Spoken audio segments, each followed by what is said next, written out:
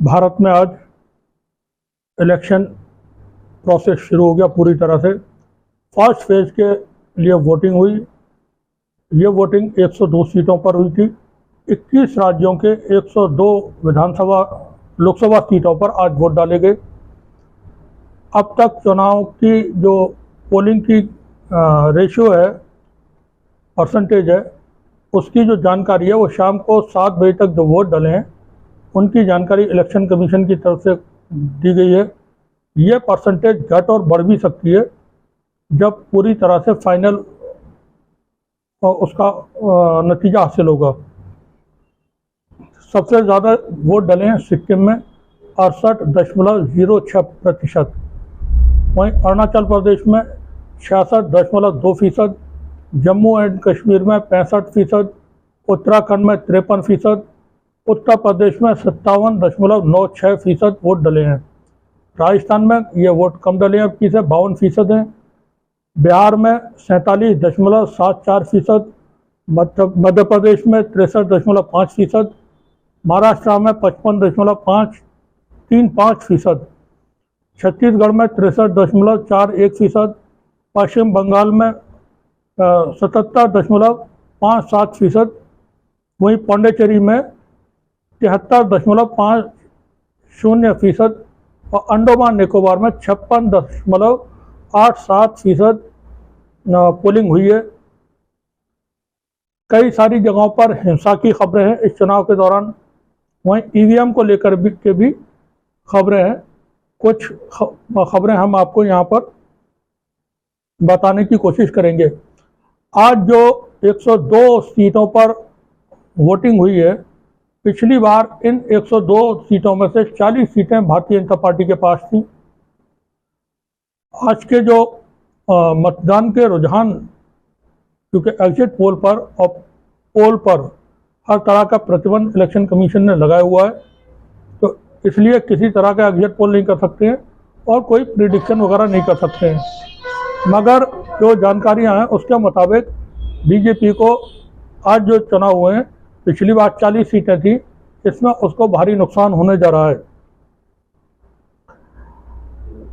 बिहार की 4 सीटों पर पोलिंग हुई है, वोटिंग हुई है। इन 4 सीटों में बिहार की तरफ से, बिहार सरकार की तरफ से या बिहार के जो नेता हैं उनकी तरफ से, आरजेडी की तरफ से खासतौर से दावा किया गया कि हम चारों सीटें ये हम जीतने जा रहे हैं। हमने बताया हिंसा को लेकर के, तो कई जगहों पर हिंसा की खबरें हैं। मणिपुर में ये विश्वपुर में फायरिंग हुई है, विष्णुपुर में, बंगाल के कूच बिहार इलाके में हिंसा हुई है, छत्तीसगढ़ में ग्रेनेड ब्लास्ट हुआ। इस ब्लास्ट में एक कमांडर और एक सार्जेंट, वो दोनों जख्मी हुए हैं। नागपुर में ज्योति सिंह और नागौर में ज्योति सिंह और बेनीवाल के ग्रुप्स में आपस में मारपीट हुई। चुरू में पोलिंग एजेंट पर हमला हुआ। नॉर्थ नागपुर में एक दलित ने ईवीएम में स्याही पलट दी ईवीएम के विरोध में, और उसने वहां नारे लगाए, ईवीएम मुर्दाबाद, और बैलेट पेपर से चुनाव कराने के उसने वहां पर नारे लगाए। नागपुर के मोमिनपुरा इलाके में, ये मुस्लिम बहुल इलाका, और यहाँ से नितिन गडकरी भारतीय जनता पार्टी के वरिष्ठ नेता हैं, वो चुनाव लड़ रहे हैं। एक बड़ी सीट है ये नागपुर की, मोमिनपुरा इलाका है। यहाँ की बहुत सारी मुस्लिम महिलाएं इकट्ठा होकर के जिला अधिकारी के कार्यालय पर पहुंची। वहाँ उन्होंने प्रदर्शन किया और बताया कि हमारे वोटर लिस्ट से काट दिए गए, उनके नाम वोटर लिस्ट से खारिज कर दिए गए और वो वोट नहीं डाल पाए।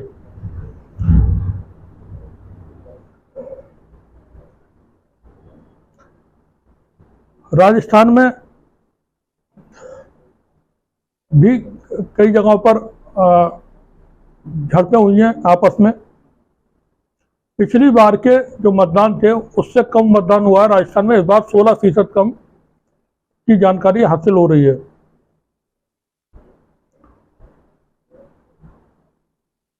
चंद्रपुर ये लोकसभा सीट है। यहाँ पर चुनाव अधिकारी के ऊपर आरोप लगे हैं कि उसने भारतीय जनता पार्टी के लिए वोट डलवाए, ठीक उसी तरह से जिस तरह से चंडीगढ़ के चुनाव में आपने देखा होगा वीडियो वायरल हुए थे, उसी तरह से उसने पक्षपात किया है यहाँ पर पूरी तरह से। हरिद्वार में एक वोटर ने गुस्से में ईवीएम तोड़ दी, ईवीएम के विरोध किया उसने और ईवीएम को जमीन पर पटक करके दे मारा और तोड़ दिया उसको, और बैलेट पेपर से चुनाव कराने के लिए उसने नारे लगाए, जिसको पुलिस ने गिरफ्तार कर लिया। फिर रेलवे थाना है वहां उसको ले गए साथ में।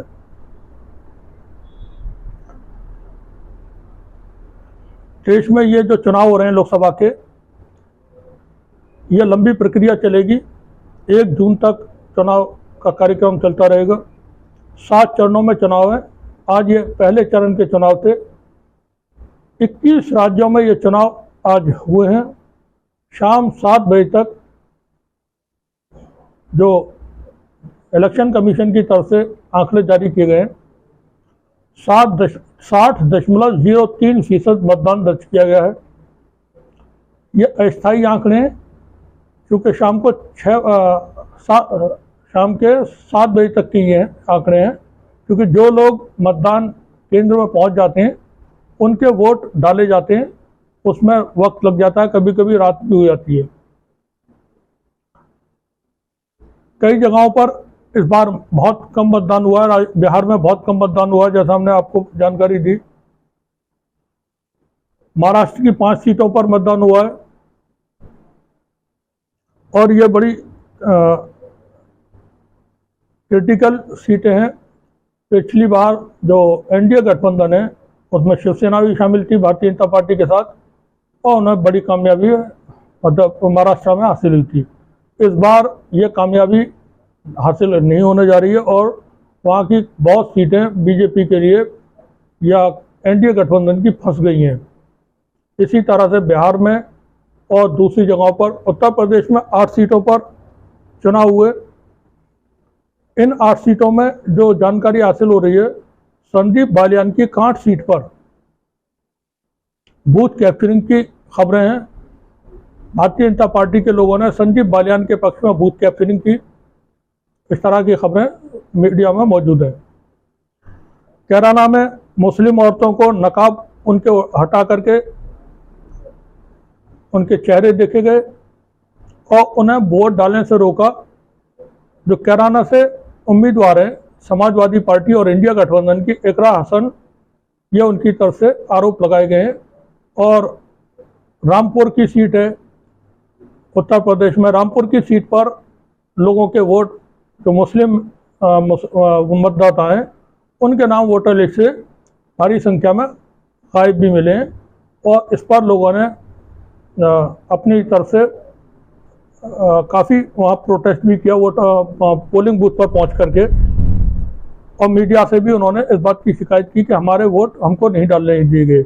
वहीं इस तरह की भी खबरें हैं कि जो मुस्लिम इलाके हैं, मुस्लिम बहुल इलाके, उन जगहों पर मतदाताओं को, मुस्लिम मतदाताओं को ख़ास तौर से रोक करके रखा गया, उनको वोट डालने से रोका गया ताकि धीमा मतदान हो। उनसे पहचान पत्र, 2 पहचान पत्र मांगे गए। सोशल मीडिया पर वीडियो वायरल है उसके। एक शख्स अपना वोटर आईडी कार्ड दिखा रहा है, फिर वो अपने साथ में आधार कार्ड भी दिखाता है। उसके बाद भी जो अधिकारी हैं, पुलिस के अधिकारी हैं वहाँ पर, वो उनको बातों में लगा करके उलझाए हुए हैं। तो ये इस तरह की खबरें हैं कि मुस्लिम इलाकों में कम संख्या में मतदान हो, इसके भी बंदोबस्त किए गए थे और उसमें जो मददगार अमला होता है उन्होंने उनकी मदद भी की है। कई तरह की और भी खबरें हैं जो सोशल मीडिया से हैं। एक खबर और है, आसाम में 150 ईवीएम को बदला गया। पूरा जो ईवीएम का सेट होता है उसको बदला। ये खबर चुनाव आयोग की तरफ से दी गई है। असम की 5 लोकसभा सीटों पर ईवीएम में खराबी के कारण कुल 150 पूर्ण रूप से ईवीएम मशीनों के जो सेट थे वो बदले गए। अलग अलग ईवीएम की वीवीपैट और बैलेट इकाइयों सहित 400 से अधिक उपकरणों को की खराबी के कारण बदला गया। चुनाव व्याख्या के एक अधिकारी ने बताया कि अधिकांश गड़बड़ियां मॉक पोलिंग के दौरान देखी गई, जो वास्तविक मतदान से 90 मिनट पहले शुरू हुई। यहाँ पर इलेक्शन कमीशन बता रहा है कि पोलिंग से पहले यानी वोट डालना शुरू होने से पहले एक मॉक कार्यक्रम किया गया था, उसमें ये ईवीएम में खराबी हासिल हुई और उसके बाद फिर पूरे सेट को यहाँ पर बदला गया। विभिन्न मतदान केंद्रों पर 40 और वीवीपैट भी बाद में बदले गए। इस तरह से ईवीएम और वीवीपैट को लेकर के जो लोगों के अंदर शंकाएं होती हैं, जो बेचैनी होती है, वो भी यहाँ पर सामने आई। मणिपुर में 5 मतदान केंद्रों पर मतदान रोका गया। यहाँ पर लोगों ने अनियमितताओं का आरोप लगाया, हंगामा किया। कुल 5 बूथों पर मतदान को रोक दिया गया, जिसमें 2 पूर्वी इम्फाल और 1 पश्चिमी इम्फाल में है।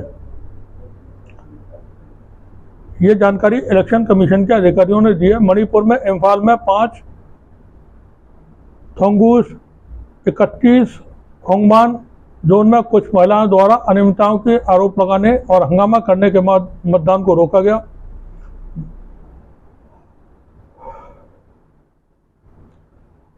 त्रिपुरा में टिपरा मोथा के चीफ को नोटिस दिया गया है, चुनाव आचार संहिता के उल्लंघन के उन पर आरोप लगे। आज राष्ट्रपति ने भी अपना मतदान किया और उन्होंने अपने घर से ही मतदान किया। यह कुछ आज की जो इलेक्शन हुए हैं पहले चरण के, उसकी कुछ अपडेट्स थी जो हमने आपको बताई। एक इलेक्शन पोलिंग शुरू होने से पहले बिहार बीजेपी के ऑफिशियल पेज से एक स्टिकर उन्होंने पब्लिश किया, पोस्ट किया। उसमें लिखा था, भूल मत जाना राम मंदिर किसने बनाया है। अब इलेक्शन कमीशन ऐसे पोस्ट पर कोई ध्यान नहीं दे रहा है। इसी तरह की पोस्ट अगर इंडिया गठबंधन के किसी दल की तरफ से, किसी साथी की तरफ से की गई होती, किसी और पॉलिटिशियन की तरफ से की गई होती, तो इलेक्शन कमीशन की तरफ से नोटिस अब तक हासिल हो गया होता। चुनाव के दौरान जो प्रचार कार्यक्रम थे, उसमें धर्म के नाम पर, मंदिर के नाम पर, राम के नाम पर सीधे सीधे वोट मांगे गए। लोगों से कहा गया कि जो राम को लेकर के आए हम उनको लेके आएंगे और आप राम के नाम पर वोट करें। पाकिस्तान के नाम पर वोट मांगे जा रहे हैं। तो चुनाव में जो मुद्दा है, उन मुद्दों पर भारतीय जनता पार्टी इंडिया गठबंधन की तरफ से कभी कोई बात नहीं की गई। जब हम देखते हैं 2014 में जो चुनाव थे, उस दौरान प्रधानमंत्री मोदी ने जो वादे किए थे, बड़े बड़ी बातें थी, बहुत वादे थे, लगता था कि शायद ये पूरे होंगे। लेकिन 10 साल जब बीत चुके हैं, तो आज की तारीख में जब हम देखते हैं, एक भी वादा जो प्रधानमंत्री मोदी ने किया था, जो इन 10 सालों में उन्होंने वादे किए जनता से, कोई पूरा नहीं हुआ। 2014 में प्रधानमंत्री मोदी ने अपनी चुनावी सभाओं में कहा था कि हम 2 करोड़ नौकरियां बेरोजगारों को दिया करेंगे, नौजवानों को दिया करेंगे। पूरी तरह से सरकार नाकाम रही। 10 साल में उनका जो नतीजा है वो सबके सामने है। 200 नए स्मार्ट सिटी बसाने की बात थी कि हम सरकार में आने पर 200 नए स्मार्ट सिटी बसाएंगे। पूरा प्रोजेक्ट बना करके दिवंगत अरुण जेटली ने उसको मीडिया के सामने पेश किया था। बहुत शानदार प्रोजेक्ट था वो। लेकिन जब आज देखते हैं, 200 नए स्मार्ट सिटी बसाने की बात कही थी, सरकार बनने के बाद कहा गया कि 200 नहीं 100 नए स्मार्ट सिटी बसाएंगे। बाद में कहा गया कि 100 नहीं, अब जो शहर हैं पहले से ऑलरेडी बसे हुए, उन्हीं में से 100 को हम स्मार्ट सिटी बनाएंगे। 10 साल के बाद हम देखते हैं, आज की तारीख तक कोई एक मोहल्ला भी स्मार्ट मोहल्ला नहीं बना है। प्रधानमंत्री मोदी ने लाल किले से ऐलान किया था और अपने तमाम सांसदों से, देश के तमाम सांसदों से अपील की थी, और यह एक बहुत बड़ी योजना थी उनकी, बड़ा कार्यक्रम था, जिसकी घोषणा लाल किले से की गई थी कि सभी सांसद अपने अपने लोकसभा क्षेत्र में एक गांव को गोद लें और उस गांव को आदर्श ग्राम बनाएं, यानी एक मॉडल टाउन बनाएं। वहाँ पर स्वास्थ्य और शिक्षा और हर तरह की बहुत आधुनिक चीज़ें हों। आज आप देखेंगे जो गांव प्रधानमंत्री मोदी ने वो बनारस का गोद लिया था उसका भी कोई अता पता नहीं है, वो आदर्श ग्राम बना या नहीं बना। कोई एक भी सांसद पक्ष का हो या विपक्ष का हो, जिसने भी गांव को गोद लिया था वो कोई भी एक भी गांव अपना आदर्श ग्राम नहीं बना सके। तो जब हम ये तमाम चीज़ें देखते हैं, महंगाई पे कोई कंट्रोल नहीं है, बेरोजगारी सबसे ऊपर है, और जो सांप्रदायिकता है उसका तो कोई बोलबाला आप देख रहे हैं हर तरफ। देश के लोकतंत्र को लेकर के बहुत सारी बातें विपक्ष की तरफ से कही जाती हैं, लोकतंत्र को खतरे में बताया जाता है। ऐसा इसलिए कहा जाता है कि भारतीय जनता पार्टी के जो इस वक्त चुनाव प्रचार के दौरान पहले फेज के इलेक्शन थे, उस वक्त कई सारे वर्तमान सांसदों के बयान और कई बड़े दिग्गज नेताओं के बयान थे कि हमको 405 सीटें इसलिए चाहिए, 2/3 बहुमत हमारे पास होगा तो हम लोकसभा में संविधान को बदलने का कार्यक्रम या बदलने का काम कर सकते हैं। संविधान बदलने की बात सार्वजनिक तौर से मंच से और मीटिंगों में भारतीय जनता पार्टी के नेताओं की तरफ से कही गई। जब ये बातें सबके सामने आती हैं तो लोगों को महसूस होता है कि संविधान खतरे में है। नई संसद बन चुकी है, उसमें संगोल डंडा एक ला करके प्रधानमंत्री मोदी ने स्थापित कर दिया है। तो क्या राज 2024 में जैसा कह रहे हैं प्रधानमंत्री मोदी, अगर वो सत्ता में आते हैं तो संसदीय व्यवस्था खत्म कर दी जाएगी, इसको लेकर के लोग चिंतित हैं। और जब संसदीय व्यवस्था खत्म होगी तो क्या देश के अंदर फिर डंडे का राज चलेगा? सारी जो लोकतांत्रिक व्यवस्थाएं खत्म करने के बाद वन मैन रूल होगा, क्योंकि भारतीय जनता पार्टी ने जो अपना घोषणा पत्र जारी किया है, संकल्प पत्र का उन्होंने नाम दिया है, उसमें कहा है कि एक राष्ट्र और एक चुनाव। पूरे देश में एक ही चुनाव होगा, स्टेट की असेंबली के चुनाव और देश का चुनाव एक साथ पूरे देश में हुआ करेगा। ऐसी सूरत में फिर जो इंडियन डेमोक्रेसी है सेम टाइप हो जाएगी रशियन डेमोक्रेसी, या फिर हमारे पड़ोस में चाइनीज डेमोक्रेसी, या फिर हम और देशों के देख सकते हैं उस तरह की। वो डेमोक्रेसी नहीं रहती है, वो पूरी तरह से डिक्टेटरशिप होती है। आज रूस में चुनाव हुए 1-2 महीने पहले, चुनाव से पहले विपक्ष के सबसे बड़े लीडर की हत्या हो जाती है। वहाँ एक तरफा जीत राष्ट्रपति पुतिन की होती है। चाइना में चुनाव होते हैं, विपक्ष है ही नहीं वहाँ पर। तो क्या भारत में भी कुछ इसी तरह का लोकतंत्र होगा? इसी को लेकर के विपक्ष और विपक्ष के जो लीडर्स हैं और विपक्ष का जो गठबंधन है और जो आम लोग हैं वो परेशान हैं और इस पर अपनी अपनी बातें कहते हैं। एक खबर और हम यहाँ पर, क्योंकि चुनाव की बात चल रही है तो केजरीवाल की भी बात करना होगी। केजरीवाल जेल में है, उनकी जमानत अभी नहीं हुई है। जमानत की तारीख सुप्रीम कोर्ट में लगी हुई है, डेट हमें याद नहीं है। केजरीवाल की जमानत को रोकने के लिए ईडी की तरफ से नए नए तर्क दिए जाते हैं। साथ ही सुप्रीम कोर्ट पर दबाव बनाने के लिए जो मशीनरी एक अलग से काम करती है प्रेशर ग्रुप की तरह, उसको इस्तेमाल किया जा रहा है। उस मशीनरी में आरएसएस और बीजेपी के दिग्गज वकील हैं, उसमें रिटायर्ड जजेज हैं। उन 600 से ज़्यादा जजेज ने और वकीलों ने सुप्रीम कोर्ट के चीफ जस्टिस को पत्र लिखा। ये थोड़ा पुरानी बात हो गई है, 10 दिन पुरानी। उन्होंने चीफ जस्टिस को कहा कि सुप्रीम कोर्ट के ऊपर एक जो ग्रुप है वो दबाव बनाना चाहता है। वो जो चिट्ठी लिखी गई थी सुप्रीम कोर्ट के चीफ जस्टिस को, जो वकीलों ने और जजों ने लिखी थी 600 से ज़्यादा, उस चिट्ठी को रात के समय फिर प्रधानमंत्री मोदी ने ट्विटर के अपने अकाउंट से, एक्स के अकाउंट से पोस्ट किया, शेयर किया। इससे ये बात साबित हो जाती है कि वो चिट्ठी जो दिलवाई गई थी वो एक दबाव बनाने के लिए सरकार की तरफ से सुप्रीम कोर्ट के ऊपर दबाव बनाने के लिए चिट्ठी दिलवाई गई थी। क्योंकि केजरीवाल की गिरफ्तारी के बाद यूएन, अमेरिका, ब्रिटेन की तरफ से बयान आए और कहा कि हम इस पर नज़र रखे हुए हैं, जो भी गिरफ्तारी हुई है और जो उससे लेकर रिलेटेड खबरें हैं उस पर हम नज़र रखे हुए हैं। और भारत की जो जुडिशरी है, हम उससे उम्मीद करते हैं कि पारदर्शी न्याय होगा, समयबद्ध न्याय होगा। तो अब ये केजरीवाल की जो इस वक्त जुडिशल कस्टडी है, उसमें सरकार भी नहीं चाहती है, ईडी तो सरकार जैसा चाहेगी वैसा ही करती है और कर रही है। केजरीवाल की गिरफ्तारी के बाद उनकी जमानत थोड़ा मुश्किल मालूम होती है कि होगी, क्योंकि सुप्रीम कोर्ट के ऊपर प्रेशर है। बिल्कुल अभी 30 से ज़्यादा 2 दिन पहले रिटायर्ड जजों ने फिर से चीफ जस्टिस को चिट्ठी लिखी और उसमें कहा कि सुप्रीम कोर्ट को इन्फ्लुएंस करने की कोशिश की जा रही है।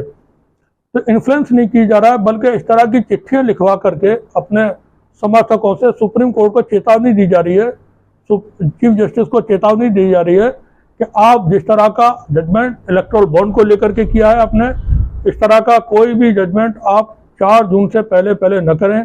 खासतौर से केजरीवाल की जमानत को लेकर के कोई जजमेंट ना हो, क्योंकि अभी पूरा चुनाव पड़ा हुआ है और इस चुनाव में केजरीवाल की पार्टी कई राज्यों में फैली हुई है, बड़ा उनका संगठन है, 2 राज्यों में उनकी सरकार है, तो उससे बहुत ज़्यादा असर पड़ेगा एनडीए गठबंधन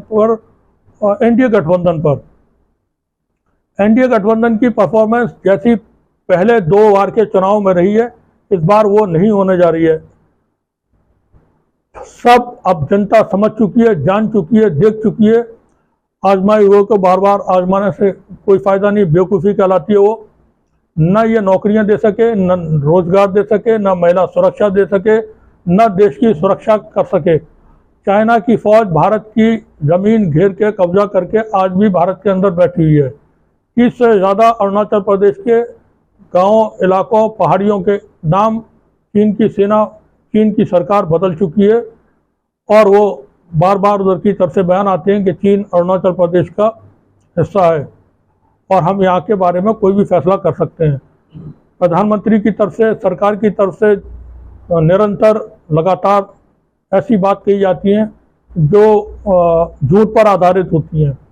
प्रधानमंत्री ने पहली बार में ही कह दिया था कि ना कोई आया है ना कोई गुस्सा है, जबकि बाद में सारी चीज़ें फिर दुनिया भर के मीडिया ने उसको छापा और सामने आ गई। इलेक्शन का ये प्रोसेस अभी लंबा है, 4 जून को नतीजे आएंगे, 1 जून तक अभी ये 6 चरणों के चुनाव और होने। आज पहले चरण के चुनाव थी जिसकी हमने आपको अपडेट दी। बने रहिए हमारे साथ, देखते रहिए तीसजंग न्यूज़। वोट आप लोग ज़रूर करें जिसको भी आपका दिल चाहे। शुक्रिया आप सभी का।